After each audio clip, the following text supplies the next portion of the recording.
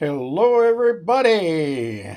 Welcome back to G Bear's Off-Grid Ways, a homestead in the desert, and we are going to do a follow-up due to a question or comment that I received on yesterday's video about the GE LED light bulbs lighting up and the off-grid or the off-grade models like the Great Value and such not lighting up. And his comment was, try reversing the polarity. And that was a good comment for the simple reason that LED stands for light emitting diode. And what do we know about diodes? Well, they only allow current to flow in one direction. And that means that if the circuit inside is wired backwards from a Chinese-made unit, then it would have to be fed backwards with the positive and negative. So we're going to do that test right now. I've already set up for it, and here we go. I put the wire on the edge of the bulb here, so it's ready to go. So we're going to take first, let's turn this a little more here. We're going to take this and put the positive on the negative side, and then we'll have the negative in our hand. So first thing I want to do is lower this down and move it over so you can see me turn on the power supply, and we're set at 12 volts from yesterday. So here's the positive still connected to the negative side of the bulb, and here's the negative going on to the positive side of the bulb, and no light. Does not work. Now, just for the heck of it,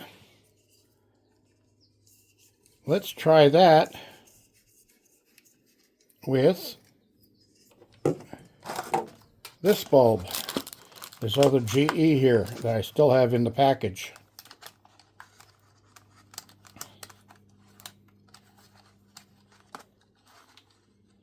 Okay, so this time we're going to hook the positive onto the negative side, right there, and then the negative to the positive side, and no light. We do not get a light. So it has nothing to do with the polarity, and just to show you that, I'll put this back the proper way with the negative where it belongs and the positive, and we have light. Okay, so it's not a polarity thing. Now another thing is, I have this bulb here, which is also made by GE, and this is a one of the facts I was saying was, just because it's from GE doesn't mean that it's going to work like that those other two bulbs that I showed you. This is a refrigerator bulb. It's good for damp locations. So if I put this on the negative side with my thumb and go to the positive side, we get no light. There is no light in the bulb. All right, so that proves that point. It's just certain GE bulbs, and the ones I have found that work are these larger size GE bulbs. The ones that are like about the size of an old 100-watt bulb that you would normally get. And these are 75-watt bulbs, or 75-watt equivalent. They only use 14 watts of electricity because they're LED. Light emitting diode, remember that. Okay, I'm going to pause and get on to the next part. Okay, I'm back, and you missed me, you missed me. The rain went past me again. Look at this. Yeah, John and Letty, Letty the winner, are out of town this weekend doing their own little get-together thing, and they missed all of the fun today. No rain to stop me, babe. Oh, winter's come. Whoa. Yeah, well, anyway, over there it's looked like rain all day long, but it's going that way. And then it gets over to those mountains and it makes a U-turn and ends up over there. Huh. Why is it doing that to me? It must be an anti-magnetic field here under the ground somewhere. Well, cloudy day. You want to say hi? You've been needy all day looking for head scratches. Yes, you have. You better get over there and get your coop before the night's over, because somebody else is going to steal it on you. And you won't have a house over there. You'll have to go in the big house. I know you like your own little privacy. So anyway, dogs are fed. Dogs have had their treats. They're all happy now. And there's old Diogi. It's the first dog that ever got here. Right, Diogi? You were the first one here.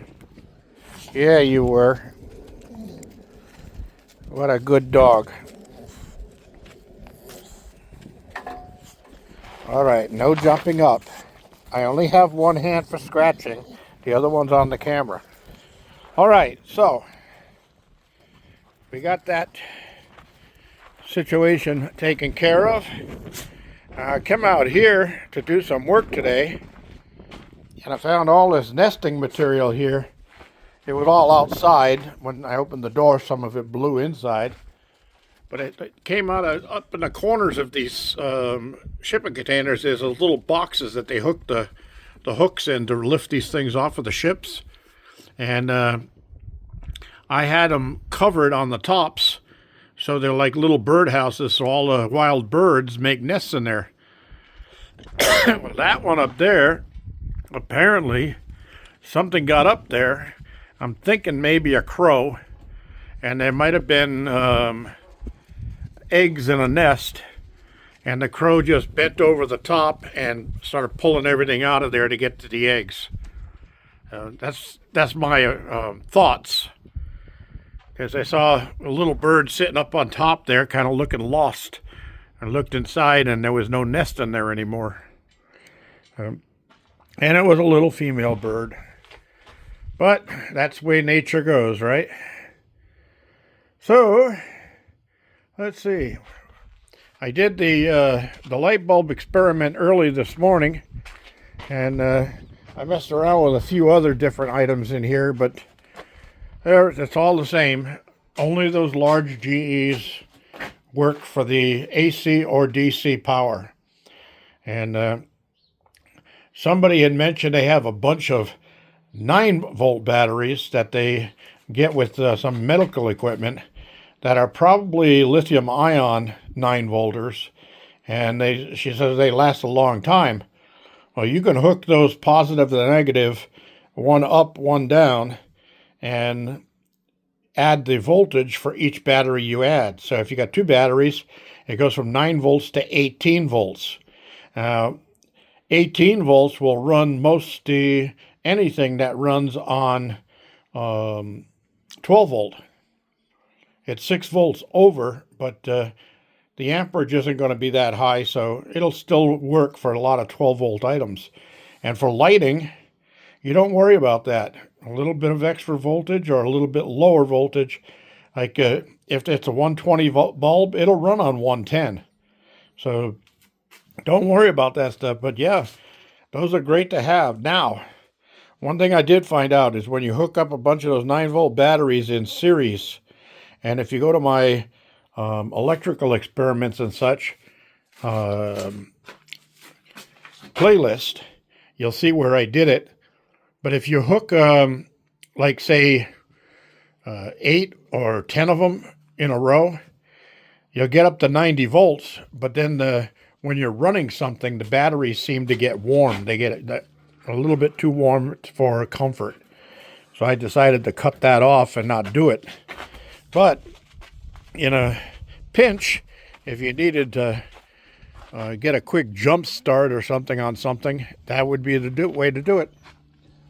All right. So let's see. I have, oh yeah, I want to say thanks to Craig. Got it today, and I appreciate that. Thank you.